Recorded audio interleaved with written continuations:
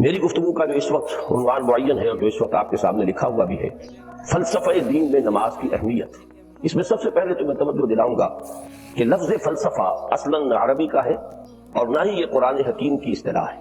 یہ لفظ بھی اپنی اصل کے اعتبار سے یونانی ہے۔ فلسفی اگرچہ فلسفی عربی میں اب استعمال ہوتا ہے اور فلاسفہ اس کی جمع بھی ہوتی ہے، لیکن واقعتاً یہ عربی زبان کا لفظ نہیں ہے۔ اسی کی ایک مثال اور ہے تصوف، وہ بھی بظاہر تفاعل کے وزن پر خالص صیغہ معلوم ہوتا ہے عربی زبان کا، لیکن یہ بھی تھیوسوفی، یہ بھی در حقیقت یونانی الاصل لفظ ہے جس کی تعریف کی گئی ہے، اسے معرب بنا کر عربی کا جامع پہنا دیا گیا ہے۔ فلسفے سے ہم جس علم یا جس شعبہ علم کو مراد لیتے ہیں، قرآن حکیم کی اصطلاح میں اس کے لیے لفظ حکمت ہے۔ اس کا مادہ ہا کاف میم، اور اس کا بنیادی مفہوم وہی ہے کہ جو اس سے جو ایک مشتق لفظ ہے استحکام، کسی شے کا مضبوط ہو جانا، پختہ ہو جانا، قوی ہو جانا، ایسی صلاحیت حاصل کر لینا کہ وہ اپنی حفاظت کر سکے، اپنے خلاف کسی بھی اقدام پر اپنا دفاع کر سکے۔ یہ ہا کاف میم کے مادے کا اصل مفہوم۔ اور حکمت انسان کے فکر اور اس کے شعور کی پختگی کا نام، اس لیے کہ انسان حیوانات سے ممیز کیا گیا ہے اگرچہ مختلف اعتبارات سے، لیکن یہ کہ اس میں سب سے اہم اعتبار یہ ہے کہ یہ حیوان عاقل، اسی طریقے سے اسے حیوان ناطق کہا جاتا ہے، اور نطق اور عقل کا بڑا گہرا تعلق ہے اور ربط، دونوں ایک دوسرے سے جڑے۔ تو ہم کہیں گے شعور، عقل سے انسان کو شعور حاصل ہوتا ہے، اور نطق جو ہے اس کی بنیاد، اس کا سورس جو ہے وہ یہی شعور۔ تو انسانی فکر کی پختگی، انسانی شعور کی پختگی، اس کے اندر ایسی صلاحیت کا پیدا ہو جانا کہ وہ حقائق تک رسائی حاصل کر سکے، اس میں اتنی قوت پیدا ہونا کہ وہ صحیح رخ پر، صحیح رخ سے موڑنے والے جتنے محرکات ہیں ان کے مقابلے میں اپنا دفاع کر سکے، یہ حکمت ہے۔ لہذا فلسفہ دین کی بجائے اب آپ اپنے ذہن میں حکمت دین کا لفظ رکھیں، اور اب غور کیجئے کہ حکمت دین میں صلاۃ کے مقام کو سمجھنے کے لیے ہمیں یہاں سے ابتدا کرنی چاہیے کہ حکمت دین کا سب سے بنیادی مسئلہ کون سا ہے۔ حکمت دین کا سب سے اہم، سب سے بنیادی، اولین مسئلہ معرفت خدا ہوتی ہے۔ انسان اپنے رب کو پہچانے، اور رب کو پہچان کر اپنے فطری جذبہ تشکر کو اس کی ذات سے وابستہ کرے۔ یہ فطری جذبہ تشکر بھی آپ سمجھ لیجئے کہ یہ بھی نہ صرف انسان بلکہ حیوانات کا بھی خاصہ ہے کہ اگر ان کے ساتھ کوئی بھلائی کی جائے تو ایک خاص رد عمل ان کی طبیعت میں پیدا ہوتا ہے جسے ہم جذبہ شکر یا جذبہ تشکر سے تعبیر کر سکیں۔ حیوان کے پاس اگرچہ وہ زبان نہیں ہے کہ جس میں وہ اپنے اس جذبے کو الفاظ کا جامع پہنا کر اپنے محسن کی خدمت میں پیش کر سکے، لیکن یہ کہ اگر کبھی کسی بھوکے پیاسے حیوان کو آپ نے کوئی غذا فراہم کی ہو یا پانی پلایا ہو، اور پھر اگر آپ اس کی آنکھوں میں دیکھیں گے تو وہ جذبہ تشکر وہاں سے ابلتا ہوا محسوس ہو۔ یہ گویا کہ فطرت کا تقاضا ہے، حیوانات سے بلندتر سطح پر انسان ہے، تو فطرت انسانی کا بڑا اساسی اور بنیادی تقاضا ہے کہ وہ اپنے محسن کا شکر ادا کرے۔ جس نے بھی اس کے ساتھ کوئی بھلائی کی ہو، خیر کیا ہو، اس کی کوئی احتیاج پوری کی ہو، اس کی کوئی ضرورت پوری کی ہو، اس کا وہ شکر بجانا۔ تو یہ فطری جذبہ تشکر جب تک عقل انسانی اپنے اصل محسن اور مربی کو نہیں پہچانتی تو یا تو یہ منتشر رہتا ہے یا بھٹکتا رہتا ہے۔ چنانچہ شرک کی جو ساری تاریخ ہے اس کا تجزیہ کریں گے تو بات یہی نظر آئے گی کہ اس جذبہ تشکر نے اپنے علم کی کوتاہی کی وجہ سے، اپنے فہم کی کوتاہی کی وجہ سے مختلف اشیاء کے ساتھ یا مظاہر قدرت کے ساتھ اپنے آپ کو منسلک کر لیا۔ مثلاً یہ کہ یہ بات غلط نہیں ہے کہ ہماری دنیا کا یہ سارا نظام جو ہے اس میں سورج کی حرارت کو بہت بڑا دخل حاصل ہے۔ ساری انرجی جو ہمارے پاس ہے اس کی سورس تو اصل میں وہ سولر انرجی ہے۔ لکڑی بھی آپ جلا کر اگر آگ کے ذریعے سے حرارت حاصل کرتے ہیں تو وہ بھی در حقیقت سورج ہی کی وہ حرارت تھی کہ جو اس لکڑی میں جذب ہوئی ہے، اس نے وہ صورت اختیار کی۔ فصلوں کو سورج پکاتا ہے، اس کی حرارت جو ہے وہی ان کے پکنے کا ذریعہ بنتی ہے۔ لہذا انسان نے یہ سمجھا کہ ہمارا سب سے بڑا محسن یہ ہے، لہذا اس کے آگے ہاتھ جوڑ دیے، اس کو سجدہ کیا، اسے معبود بنا لیا۔ اسی پر آپ قیاس کرتے چلے جائیے، جس چیز کے بارے میں احساس ہوا کہ اس کے ساتھ ہماری کوئی بھلائی وابستہ ہے، یہ ہمارے لیے کسی خیر کا ذریعہ ہے، اس کے سامنے انسان جھک گیا اور اس کے اظہار تشکر کے لیے اس نے مراسم عبودیت ایجاد کر۔ تو عقل انسانی کی اصل معراج یہ ہے کہ وہ اپنے اصل مربی کو پہچانے، اپنے اصل رب کی معرفت حاصل ہو جائے کہ یہ تمام مظاہر فطرت، مظاہر قدرت، اگرچہ یہ سب ہے اس دنیا میں، اس کے نظام کو مختلف پہلوؤں سے ان کے ساتھ وابستہ کیا گیا ہے، لیکن یہ سب خود کسی اور کی ربوبیت کے مظہر ہے۔ کوئی اور ہے جو ان سب کا خالق ہے، کوئی اور ہے کہ جس نے ان کے لیے یہ سارا نظام بنایا ہے۔ تو ایک ہی چھلانگ میں انسان پھر وہاں پہنچتا ہے اور اپنے اصل رب اور مربی کو پہچان کر اب اپنے پورے جذبہ تشکر کو اس کی ذات کے ساتھ منسلک کرتا ہے۔ یہ میں نے خلاصہ عرض کیا آپ کے سامنے سورہ لقمان کے دوسرے رکوع کی اس پہلی آیت کا، جس میں اللہ تعالیٰ نے حضرت لقمان کے حوالے سے حکمت اور حکمت کا جو منطقی اور لازمی نتیجہ ہے دونوں چیزوں کو بیان کر دیا۔ وَلَقَدْ آتَيْنَا لُقْمَانَ الْحِكْمَةَ أَنِ اشْكُرْ لِلَّهِ، ہم نے لقمان کو حکمت عطا کی کہ کر شکر اللہ کا۔ فطرت سلیمہ کا تقاضا شکر، محسن کے لیے مربی کے، اور عقل کی معراج اپنے اصل محسن اور مربی کو پہچاننا، اسی کا نام حکمت ہے۔ حکمت عقل صحیح اور فطرت سلیمہ کے امتزاج سے وجود میں آتی ہے، جس کا نتیجہ شکر رب ہے یا معرفت رب۔ تو یوں سمجھیے کہ حکمت دین کا اساسی مسئلہ ہے، باقی سارے مسائل اب یہیں سے آگے چلیں گے۔ اس کے لیے یہ بات اگر آپ نے منتخب نصاب کے وہ اسباب پڑھ لیے ہو تو یہ چیزیں سامنے آ چکی ہوگی کہ اس کے لیے قرآن کا اسلوب یہ ہے کہ آیات کے حوالے سے انسان کے اندر معرفت رب کو جگایا جاتا ہے۔ میں نے جگانے کا لفظ استعمال کیا ہے کہ قرآن کی حکمت یہ ہے کہ رب کی معرفت فطرت انسانی میں موجود ہے لیکن سوئی ہوئی ڈورمنٹ ہے، اسے جگانا ہے، اسے ایکٹیویٹ کرنا ہے۔ اس کے لیے آیات آفاقی، ان فی خلق السماوات والارض واختلاف اللیل والنہار والفلک التي تجری فی البحر بما ينفع الناس الی آخر الآیہ۔ اسی طرح آیات انفسی وفی انفسکم افلا تبصرون سنریہم آیاتنا فی الآفاق وفی انفسہم حتی یتبین لہم انہ الحق۔ لیکن ان آیات آفاقیہ کی طرف بھی صحیح نقطہ نظر سے متوجہ کرنے کے لیے اور انسان کے اندر کی سوئی ہوئی معرفت رب کو جگانے کے لیے سب سے زیادہ مؤثر آیات قرآنیہ ہیں، چونکہ یہ فطرت انسانی کے اندر کی اشیاء کو جگانے والی ہیں۔ یہی وجہ ہے کہ قرآن مجید اپنے آپ کو کہیں الذکر کہتا ہے، کہیں ذکرہ، کہیں تذکرہ۔ یہ تو یاد دہانی ہے، تمہارے اپنے اندر معرفت رب موجود تھی یا موجود ہے، لیکن یا تمہیں اس کا شعور نہ تھا، وہ تمہارے شعور کی سطح پر نہیں آئی تھی، یا یہ کہ آئی تھی لیکن پھر تم اسے بھول گئے، ذہول کے پردے پڑ گئے۔ جیسا کہ علامہ اقبال نے کہا کہ کافر کی یہ پہچان کے آفاق میں گم ہے، تم پھر گم ہو گئے۔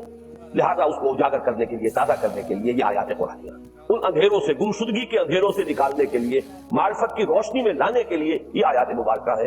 هو الذی ينزل على عبده آیات بینات لیخرجکم من الظلمات الى النور، اندھیروں سے نکال کر روشنی میں لانے کے لیے اللہ نے اپنے بندے پر صلی اللہ علیہ وسلم یہ آیات بینات نازل کی۔ لیکن اب اس سے اگلا قدم ہے، اور اصل میں وہ ہے جو میری گفتگو کا موضوع ہے اس وقت۔ اس کے لیے یہ تمہید ضروری تھی کہ حکمت قرآن کا اور حکمت دین کا اولین، اہم ترین، سب سے اساسی، سب سے بنیادی مسئلہ ہے معرفت رب۔ اگر اس مرحلے کو انسان طے کر لے اللہ کے فضل و کرم سے، اسے اللہ کی معرفت بھی حاصل ہو جائے اور اس پر ایمان بھی میسر آ جائے، تو اب اس کے سامنے تین مسئلے اور ان کو اچھی طرح آئیڈینٹیفائی کیجیے۔ پہلا مسئلہ یہ ہے کہ اس کی فکر صحیح مزید پیش قدمی کرے، آگے بڑھے۔ یہ تو اس کا سٹارٹنگ پوائنٹ تھا، رب کو پہچان لینا۔ ابھی تو اسے آگے بڑھ کر اس فکر صحیح کو، بڑی بلندیوں کو چھونا ہے، جیسے کہ کلمہ طیبہ کی تمثیل بیان کی گئی قرآن مجید میں، کشجرۃ طیبۃ اصلھا ثابت وفرعھا فی السماء۔ تو فکر انسانی کے لیے وہ اصل ثابت، جمی ہوئی جڑ جو ہے وہ تو ہے معرفت رب، لیکن اب یہ فکر ترقی کرے گی، یہ نشو و نما پائے گی، یہ آگے بڑھے گی، اس کی شاخیں یہ آسمانوں سے بات کریں گی، آسمانوں کی بلندیوں کو چھوئیں گی۔ تو سب سے پہلا مسئلہ ہے فکر صحیح کی مزید پیش رفت، پیش قدمی۔ دوسرا مسئلہ انسان کا بہت بنیادی عمل کی درستی، صحیح عمل۔ انسان اپنے نفس امارہ سے مغلوب ہو کر یا جذبات کی رو میں بہ کر یا ماحول کے اثرات سے مرعوب ہو کر وہ کسی غلط رخ پر نہ بن جائے، تو اس کے عمل کو درست رکھنے کے لیے کوئی اسے سہارا درکار ہے۔ اور تیسری ضرورت اس کی، یہ میرے نزدیک اس دور میں سب سے زیادہ نگاہوں سے اوجھل ہو چکی ہے، یہاں تک کہ ہمارے بہت سے دینی حلقے بھی، خاص طور پر جو ریلیجس ایکٹیوسٹ شمار ہوتے ہیں، جو دین کی احیائی جدوجہد میں مصروف نظر آتے ہیں، تجدید دین، احیاء دین، غلبہ دین، اقامت دین، ان کی بھی ایک بہت بڑی محرومی ہے کہ وہ ایک تیسرے گوشے کو تقریباً نظر انداز کر رہے ہیں، اور وہ ہے روحانی ترقی۔ اس لیے کہ انسان کی اصل عظمت کی بنیاد تو وہ روح ہے جو اس میں پھونکی گئی، وَنَفَخْتُ فِيهِ مِن رُوحِي، جس کا تعلق ذات باری تعالیٰ کے ساتھ ہے۔ کم سے کم یہ تو ہر شخص مانے گا، کوئی بڑے سے بڑا ریشنلسٹ اور روحانیت کا منکر شخص وہ بھی یہ تو ماننے پر مجبور ہے کہ اللہ تعالیٰ نے اس کی جو نسبت اپنی طرف فرمائی ہے روحی، اس میں در حقیقت انسانی روح کی عظمت اور اس کی شرافت، اس کی بلندی اور اس کی بزرگی کی طرف اشارہ ہے۔ بہرحال اس کی ترقی، فکر صحیح کی ترقی۔ نمبر 2، عمل کی درستی، اس میں افراط و تفریط نہ ہو، اس میں انسان نفس امارہ سے مغلوب ہو کر یا جذبات کی رو میں بہ کر یا ماحول کے اثرات سے متاثر ہو کر کوئی غلط اور غیر متوازن راستہ اختیار نہ کر لے۔ اور نمبر 3، روحانی ترقی۔ اب ان میں سے پہلی چیز کو لیجئے، فکر صحیح کے مزید ارتقاء اور اس کی مزید پیش قدمی کے لیے قرآن حکیم نے بھی سورہ آل عمران کے آخری رکوع میں ذکر کو سب سے پہلے اور سب سے اہم عامل کی حیثیت سے شمار کیا۔ چنانچہ اس کی پہلی آیت جو ہے سورہ آل عمران کے آخری رکوع کی، اس میں تو وہی مضمون جو میں بیان کر چکا وہ آیا ہے، ان فی خلق السماوات والارض واختلاف اللیل والنہار لآیات لأولی الالباب، یقیناً آسمان اور زمین کی تخلیق میں اور دن اور رات کے الٹ پھیر میں نشانیاں ہیں ہوش مندوں کے۔ ان کے ذریعے سے انسانی شعور کے اندر وہ معرفت رب اجاگر ہوگی۔ وہ پہلا مرحلہ اس نے طے کر لیا، وہ ڈورمنٹ معرفت اب ایکٹیویٹ ہو گئی۔ اب مزید فکر کا مرحلہ ہے جو اگلی آیت میں آیا ہے، الذین یذکرون اللہ قیاما وقعودا وعلی جنوبہم ویتفکرون فی خلق السماوات والارض ربنا ما خلقت ھذا باطلا سبحانک فقنا عذاب النار۔ یعنی تفکر جو ہے، یتفکرون فی خلق السماوات والارض، وہ تفکر کرتے ہیں، غور و فکر کرتے ہیں آسمان اور زمین کی تخلیق میں، لیکن اس تفکر کے ساتھ لازماً ذکر اور ذکر مدام، ذکر بھی وہ کہ جو مستقل ہو، ہر حالت میں ہو۔ الذین یذکرون اللہ قیاما وقعودا وعلی جنوبہم، وہ لوگ کہ جو اللہ کو یاد رکھتے ہیں، اللہ کا ذکر کرتے ہیں، کھڑے ہوئے بھی، بیٹھے ہوئے بھی، اور اپنے پہلوؤں کے بل یعنی لیٹے ہوئے۔ اب ان تین کے سوا تو کوئی پوزیشن انسان کی نہیں ہے، اسی کا نام ہے دوام ذکر۔ اور اس کے ساتھ اگر وہ تفکر کرتے ہیں تو ان کا فکر اگلی منزل تک پہنچتا ہے۔ میں اس پر زیادہ بحث اس وقت نہیں کروں گا، اس وقت میں نے چونکہ وہ تین باتیں بیان کی تھی، میں درجہ بدرجہ چاہتا ہوں کہ آگے بڑھوں اور ایک حد سے زیادہ کسی بھی مسئلے میں تجاوز نہ کروں۔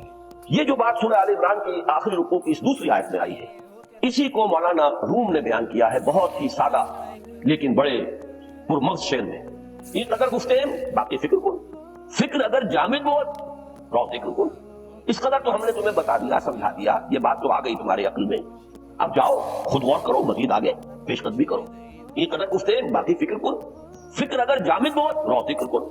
فکر میں جمود آ جائے، فکر سست پڑ جائے تو جاؤ پھر ذکر کرو۔ تو یہ ذکر اور فکر گویا کہ گاڑی کے دو پہیے ہیں کہ جن سے فکر انسانی صحیح رخ پر آگے بڑھے۔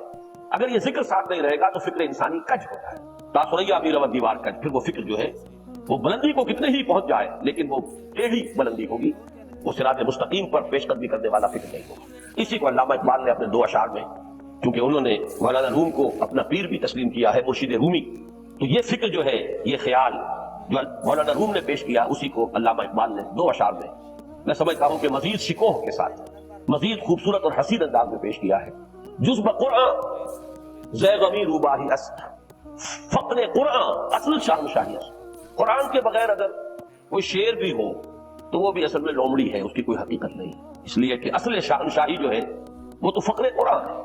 اب فقر قرآن کیا ہے؟ فقر قرآن اگر آپ لکھا ہوا دیکھیں گے اس کو تو اس کے آگے یہاں اب سوالیہ نشان آ جائے گا۔ فقر قرآن یعنی سوچو فقر قرآن کیا ہے، اور جواب ہے اختلاط ذکر و فکر۔ فقر قرآن امتزاج سے وجود میں آتا ہے، اس میں ذکر بھی ہو فکر بھی ہو، اور فکر را کامل نہ دیدم جس میں ذکر، میں نے فکر کو کبھی بھی اپنی منزل مقصود تک پہنچتا ہوا نہیں پایا جب تک کہ اس کے ساتھ ذکر تھا۔ تو پہلی شے تھی فکر انسانی کی صحیح رخ پر مزید پیش قدمی اور پیش رفت، اور اس کے لیے لازم ہے ذکر و فکر کا امتزاج۔ دوسری چیز کو لیجئے عمل کی درستی۔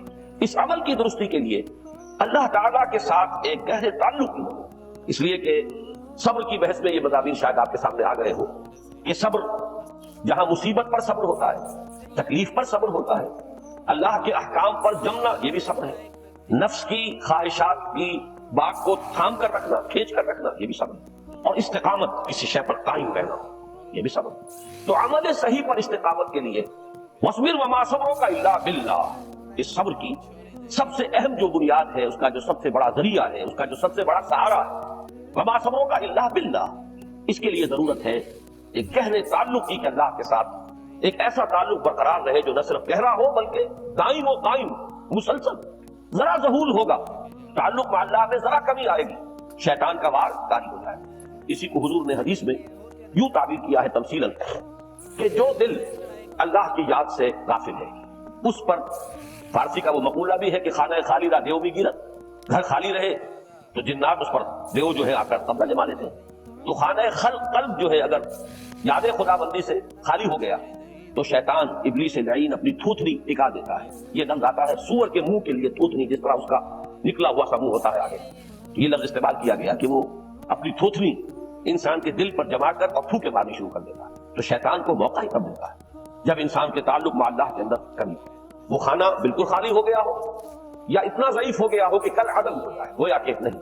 تیسری چیز کی طرف آئیے، روحانی ترقی۔ روحانی ترقی کے لیے میں ایک اصطلاح کے سامنے لا رہا ہوں، اس سے مراد کیا ہے؟ روحانی ترقی کے لیے ہماری دینی اصطلاح ہے تقرب الی اللہ، اللہ سے قریب تر ہوتے چلے جانا۔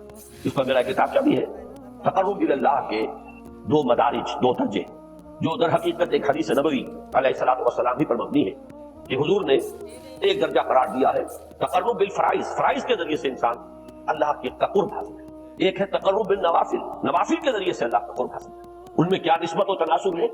اہمیت کے اعتبار سے کون بڑھ کر ہے، بلندی کے اعتبار سے کون بڑھ کر ہے، یہ تمام مسائل میں نے اپنی اس تقریر میں بیان کیے تھے جو اس کتاب سے شائع ہوئی ہے۔ اس وقت میں اس کی تفصیل میں نہیں جا رہا، صرف یہ تذکرہ اس لیے کر رہا ہوں کہ جن کو بھی خواہش ہو جائے وہ اس کا مطالعہ کرے۔ ہماری اس وقت کی گفتگو سے وہ کتابچہ اس جگہ پر منصرف ہوگا۔ تو تقرب الی اللہ، یہ تقرب کوئی فزیکل فینومینن نہیں ہے، جسمانی یا مادی مسئلہ نہیں ہے۔ اللہ سے قرب یہ نہیں ہے کہ کوئی کروڑوں میل کا فاصلہ ہے، اب ہمیں کوئی رسی پر چڑھنا ہے اوپر بڑی محنت اور مشقت سے، فصل تو ہے ہی نہیں، فاصلہ ہے ہی نہیں، بعد ہے ہی نہیں۔ نحن اقرب الیہ من حبل الورید، ہم تو انسان سے اس کی شہرگ سے بھی زیادہ قریب۔ وہ معکم اینما کنتم، وہ تو تمہارے ساتھ ہی ہوتا ہے جہاں کہیں بھی تم ہو، بس صرف یہ کہ تمہاری توجہ نہیں ہوتی، تم اور چیزوں میں مشغول و مصروف رہتے ہو، تم ہماری طرف دھیان ہی نہیں دیتے، تم ہماری طرف متوجہ ہی نہیں ہوتے۔ ہم تو مائل بے کرم ہے، کوئی سائل ہی نہیں، راہ دکھلائیں کسی رہنمے منزل ہی نہیں۔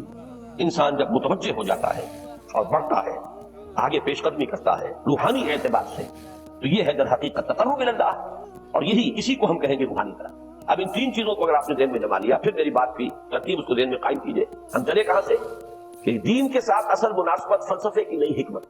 نمبر 2، حکمت قرآنی کا پہلا اور اہم ترین اور بنیادی مسئلہ معرفت رب کا حصول، اس کا نتیجہ شکر خدا، اس کا ذریعہ آیات آفاقی، آیات انفسی، اور سب سے بڑھ کر آیات قرآن کا جو الذکر، جو تذکرہ ہے، جو ذکر ہے۔ لیکن اس پہلے مرحلے کو اگر کوئی انسان بفضل ہی تعالی، اللہ کے فضل و کرم سے طے کر لے، اب اس کے سامنے تین مسئلے، فکر کی مزید پیش رفت، مزید پیش قدمی صحیح رخ پر، اس کے لیے ذکر اور فکر دونوں کا امتزاج لا۔